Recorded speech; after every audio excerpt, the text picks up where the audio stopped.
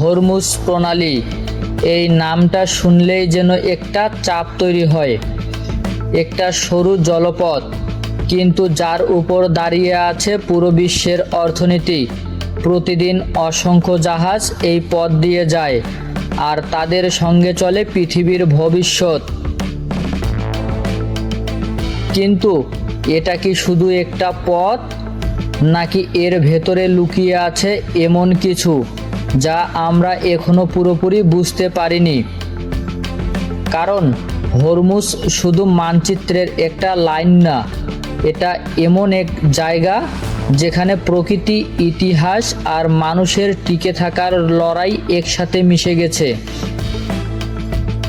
কল্পনা করুন, একটা জায়গায় যেখানে সূর্যের তাপ এতটাই তীব্র যে দুপুর মানেই থেমে যাওয়া, মাটি শুকনো, পানি অমূল্য, তবুও হাজার বছর ধরে মানুষ এখানে এসেছে কেন? হরমুজ দ্বীপে পা রাখলেই চোখ পড়ে অদ্ভুত রঙের পাহাড়, লাল, হলুদ, কমলা, বেগুনি। প্রকৃতি যেন নিজেই একটা ক্যানভাস এঁকেছে।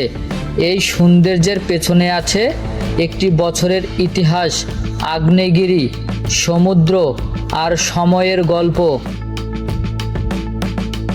কিন্তু এখানে জীবন সহজ না, তাই মানুষ পরিবেশকে বদলায় না, নিজেদের বদলে ফেলে।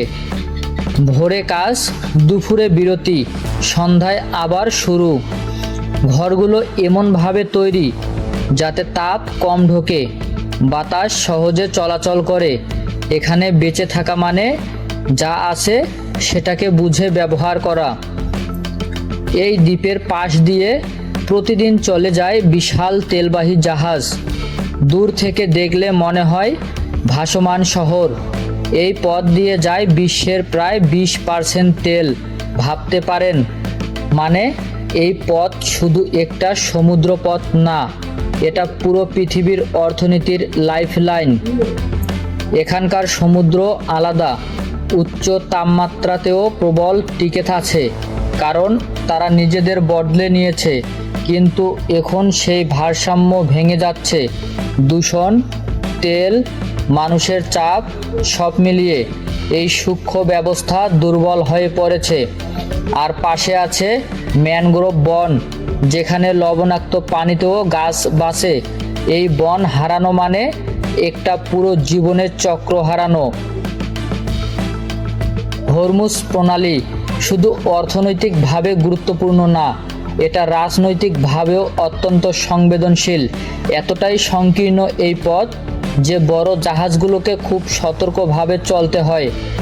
একটা ছোট্ট ভুল আর তৈরি হতে পারে বৈশ্বিক সংকট। তাই বড় শক্তিধর দেশগুলো সব সময় নজর রাখে এখানে। এদিকে কোটি কোটি ডলারের অর্থনীতি, অন্যদিকে ছোট ছোট গ্রাম যেখানে মানুষ ভাবছে আজ মাছ পাওয়া যাবে কিনা। এই দুই বাস্তবতা একই জায়গায়, কিন্তু সম্পূর্ণ আলাদা। হরমুজ আমাদের একটা বড় শিক্ষা দেয়, শুধু শক্তি না, মানিয়ে নেওয়াই টিকে থাকার আসল উপায়। কারণ পৃথিবী বদলাচ্ছে ধীরে কিন্তু নিশ্চিতভাবে। প্রশ্নটা হলো, আমরা কি সেই পরিবর্তন বুঝতে পারছি, নাকি এখনো শুধু উপরটা দেখেই থেমে আছি?